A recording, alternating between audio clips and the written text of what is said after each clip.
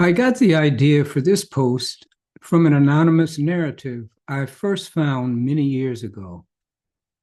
And like nearly everything I believe may have potential and yet to be determined value, like all those small widgets and odd items I keep in my garage, I decided to save it. Well, recently I came across it again and grabbed the concept, embellished it, and now I'm sharing it with you. But before I do, I want to add that those small widgets and odd items I keep in my garage also find their own revitalized use every now and then in many unexpected and very useful ways. So be careful what you throw away.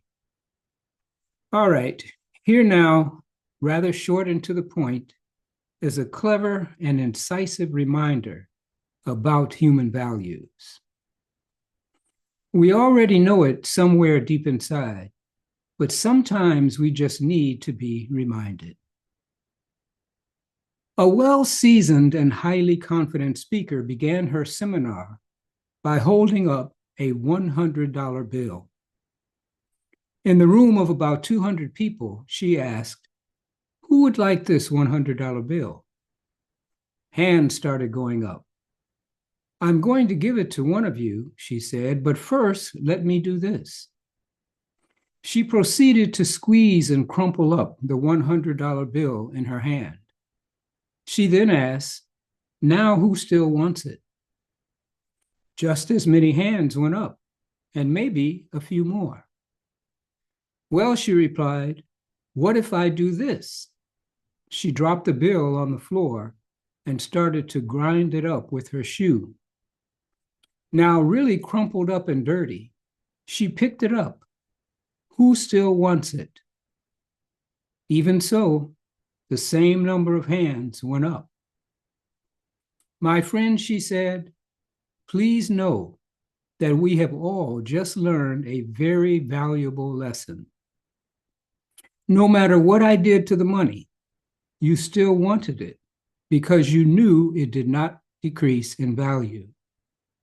You knew that no matter what I did to it, besides burning it up and turning it into ashes, it was still worth $100.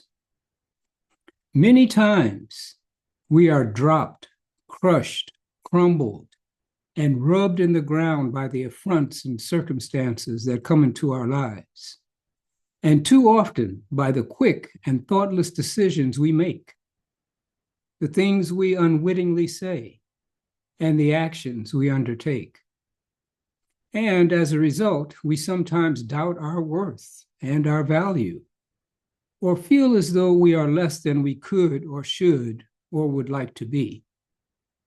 We engage in negative self-talk and sometimes start comparing ourselves to others we believe are more accomplished or have traits we wish we had.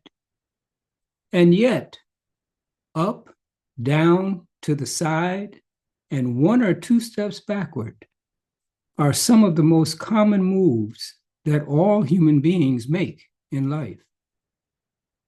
But truth be told, no matter what has happened, is happening, or will happen, we can never lose our basic, intrinsic, and uncompromising value. Because the very fact that we are human beings means that we contain a certain innate potential, apart from our own self-perception or that of others, which may be under-cultivated and less apparent. And yet, it is eternal and beyond destruction.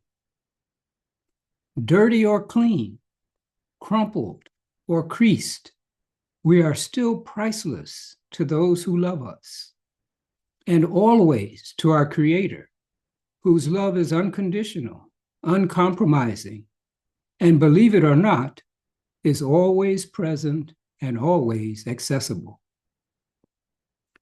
Our true worth and lasting authority comes not in how we look or who we know or what roles we play in life, but by how authentic we are what we consistently and sincerely intend, and how much love, compassion, and regard for others we have in our hearts. No matter what we or anyone else thinks or believes, each and every one who is born into existence has a unique and special purpose that we too often do not seek to discover, do not accept, or do not fully understand or appreciate. Sometimes our assignments are simple, unglamorous, not acknowledged, and don't pay very much. But therein lies the unfortunate and all too common condition that comparative and competitive consciousness will always bring. Children under 3 are also simple, and they don't get paid, but we value them without hesitation and go out of our way to care for them, make them laugh, keep them from harm, and let them know we love them. And so we should remember to remind ourselves and try not to forget that all the power we will ever need for whatever good we wish to do is resting within us.